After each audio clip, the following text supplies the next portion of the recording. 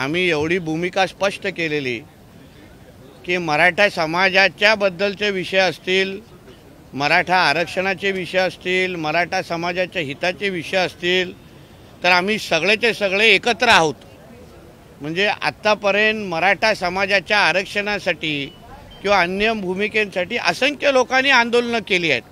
मराठा क्रांती मोर्चा आहे, मराठा ठोक मोर्चा आहे, छत्रपती संभाजी राजेंनी असंख्य आंदोलनं आणि भूमिका घेतलेल्या आहेत आणि आता जरांगे पाटील घेत आहेत। म्हणजे काय, एक व्यक्ती म्हणजे मराठा समाज नाही, समजून घ्या। आणि आता जेव्हा आमच्या महायुती सरकारने 10% आरक्षण जाहीर केलेलं आहे आणि मग आता त्यांच्या सगळ्या सोयऱ्यांची मागणी आली तर त्याच्याबद्दल सरकार आज न तर उद्या निर्णय घेईल ना। पण माझं म्हणणं असं आहे की काही दिवसापासून त्यांचे जे जवळचे सहकारी जी माहिती देत आहेत की आता कालचे त्यांचे जे शिवबा संघटनेचे फार जवळचा सहकारी ज्यांनी कोपर्डी केसमध्ये पण त्यांच्याबरोबर होता, तर त्यांनी तर सांगितलेलं आहे की हे राष्ट्रवादी काँग्रेसच्या फार अतिशय म्हणजे राष्ट्रवादी म्हणजे शरद पवार गटाच्या लोकांच्या अतिशय जवळचे आहेत, स्थानिक आमदारांच्या अतिशय जवळचे आहेत, त्यांच्यावर त्यांच्या बैठका होतात। तर त्याबद्दल म्हणजे आता काय म्हणणं, राजकारण सोडून अगर जरांगे पाटलींनी भूमिका घेतली तर आम्ही सगळेजण त्यांच्या बरोबर समाजाच्या बरोबर आहोत, एक लक्षात घ्या। पण आता हे सरकार घाबरलं, आम्ही सागरला येतो, सागरला येणं फार लांबची गोष्ट आहे, फार लांबची गोष्ट आहे।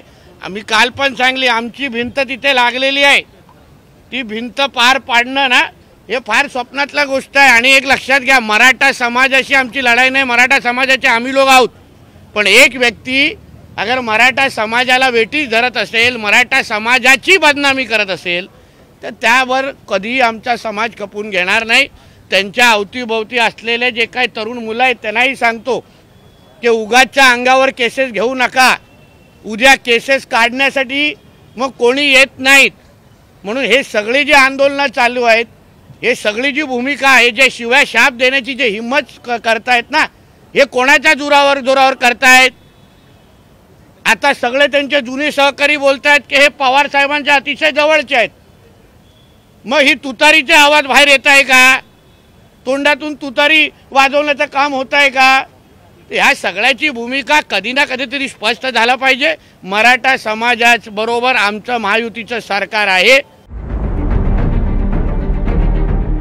CEN न्यूज, देश प्रदेश की ताजा तरीन खबरों के लिए CEN न्यूज को सब्सक्राइब करें और रहें पल पल की खबर से हर पल बाखबर।